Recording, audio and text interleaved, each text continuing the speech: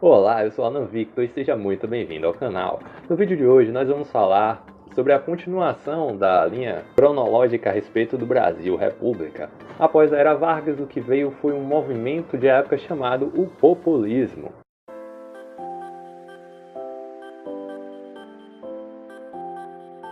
Então, o que era o populismo? Não era um sistema de governo em si, mas sim uma filosofia, um modo próprio de governar, onde o presidente ele se aproximava da população mais pobre, da classe mais baixa, onde ele fazia ali um contato direto com a população mesmo em geral, onde ele demonstrava confiança para o povo e o povo retribuía com essa confiança dos seus governantes, como foi o caso de Getúlio Vargas. Ele é um ótimo exemplo quando falamos sobre isso, onde ele mesmo, tendo uma ditadura ali no início, ele acabou sendo eleito pelo voto democrático pelas pessoas. Tamanho era o seu carisma entre a multidão.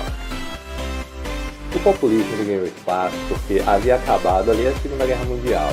Então, por isso, aquelas formas de governo ditatoriais, como o nazismo, aquelas ondas ali da Europa, não tinham mais espaço. Daí, o presidente, onde ele granjeava essa comunicação com a multidão, se tornou bastante popular em todo o mundo, não foi apenas aqui no Brasil. E a origem do populismo ele data da década de 20 a 30, surgiu por ali. E teve grandes nomes da política brasileira aqui no Brasil, como por exemplo Getúlio Vargas, o Juscelino Kubitschek, o Jânio Quadros. Mas vamos agora analisar os governos dele e fazer um resumozinho por alto, do segundo mandato de Vargas em diante. Getúlio ele estava sempre empenhado em aprovar leis que beneficiavam os trabalhadores e as massas, e por isso ele detinha de tanto carinho por eles. Vargas ele foi aprovado pelas massas. Então, esse feito aí, depois da guerra, como vimos, estava insustentável a forma de governo ditatorial como Getúlio ele vinha empreendendo na era Vargas.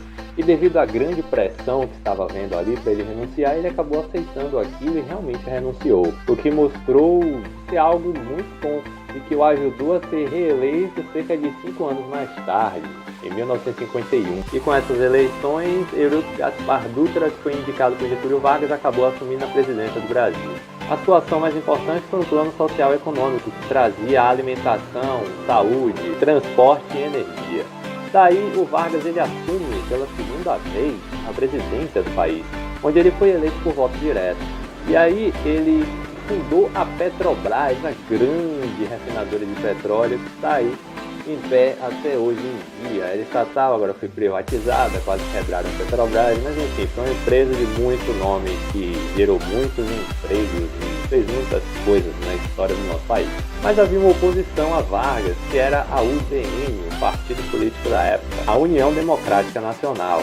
E tinha um representante que também tinha muito poder, que era o tal do Lacerda. Mas aí aconteceu uma coisa, houve um atentado onde tentaram matar o Lacerda, onde ele estava acompanhado de uma outra pessoa, e essa pessoa ela foi morta, o Lacerda não. Então houve muita especulação, muita investigação, e mesmo sendo comprovado que o Getúlio não teve nada a ver com isso, aquilo pesou muito contra ele, e aí começou a ter uma grande revolta contra isso, para ele sair, que não dava mais, e o povo continuava, sabe, naquela enfiando a faca ali. Ah, disseram que não, mas eu não acredito que o Getúlio fez aquilo e tal. E aí, pouco tempo depois, ele acabou se suicidando, foi de uma maneira muito estranha, não havia tecnologia na época para analisar esse caso e tudo mais, então ficou aí um grande mistério que perdura até hoje. Uma história bem esquisita, onde ele deixou uma carta, onde havia escrito algo mais ou menos assim: eu deixo este mundo para entrar na história. Mas e aí, o que é que você acha? Você acha que alguém matou o Getúlio e forjou tudo para parecer um suicídio ou que ele realmente se matou? Deixa aqui embaixo nos comentários que eu quero saber. Principalmente você estava vivo naquela época, que eu acho um pouco de... Aí teve um governozinho rápido ali, depois quem foi eleito foi o Juscelino Kubitschek, que ele tinha uma planilha de governo chamada 50 anos em 5, que era bastante interessante. Juscelino ele abriu as portas do Brasil para investidores internacionais, e aí vieram várias empresas como a Ford, a Volkswagen, a GM, começaram a investir massivamente aqui. E houve muita geração de empregos, porque a industrialização se tornou muito rápido, o crescimento também do país. E isso atraía as massas do Nordeste e do Norte, principalmente para a região Sudeste, para trabalhar nas fábricas. E foi nessa época também que ele construiu Brasília e transferiu a capital do Rio de Janeiro para lá, para o Distrito Federal. Só que esse investimento, o custo foi muito maior do que o dinheiro disponível. E isso acabou gerando inflação altíssima, enorme. E essa inflação ficou tão grande que o preço de tudo se tornou extremamente caro. O Brasil não tinha condições de controlar aquilo e o Juscelino acabou caindo fora da presidência por causa disso. Que acabou com a sensação de prosperidade que havia no início do seu governo. Após isso, quem assumiu foi o Jânio Quadros. Ele dizia que iria tirar o Brasil do buraco. Só que quem caiu no buraco foi ele. Não conseguiu solucionar o problema da inflação e também pulou fora. E ele saiu no mesmo ano, alegando que haviam forças ocultas ali na presidência e tal. Podia ser uns esquemas de mensalão que já tinha na época, uma corrupçãozinha, né? Quem sabe? Deixa aqui embaixo seus comentários, o que é que você acha que eram essas forças ocultas. E aí quem vem e pega a batata quente é o João Goulart. Ele tinha como um slogan político, né, uma vassoura, onde representava que ele dizia que iria limpar toda a sujeira que havia ali nos bastidores. E na sua campanha ele dava vassouras para as pessoas. Que após fracassar em controlar essa inflação, ele foi obrigado a se exilar, velho. O bicho tava pegando aqui no Brasil naquela época. Só que depois disso, as coisas ao redor do mundo também foram mudando.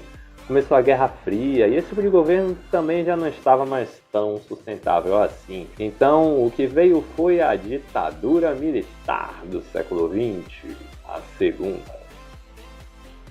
E foi durante esse populismo que o Brasil ele fez umas relações internacionais bastante legais. Ele colou ali nos Estados Unidos, teve um papo, um diálogo bem legal, onde o Brasil começou a se desenvolver, crescer economicamente, ganhar também um renome internacional. Onde ele começou também a estreitar relações com Cuba, onde o presidente ele ficou aqui no Rio de Janeiro, foragido entre aspas, né, lá dos Paranauê Internacional.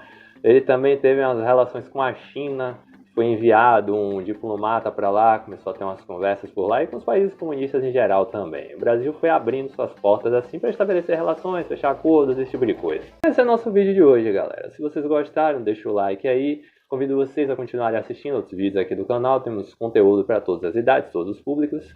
E a gente vai ficando por aqui. Beijinho, beijinho, um abraço e tchau!